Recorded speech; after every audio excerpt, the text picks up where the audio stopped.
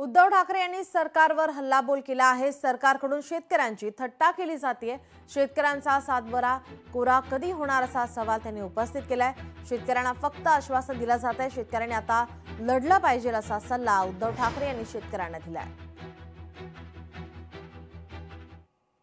आता हे तुम्हाला तुम्ही कार्यक्रम दिलेला आहे, दगाबाज रे, दगाबाज दगाबाज दगाबाज, सरकार दगाबाज आहे एवढं तर पटतंय।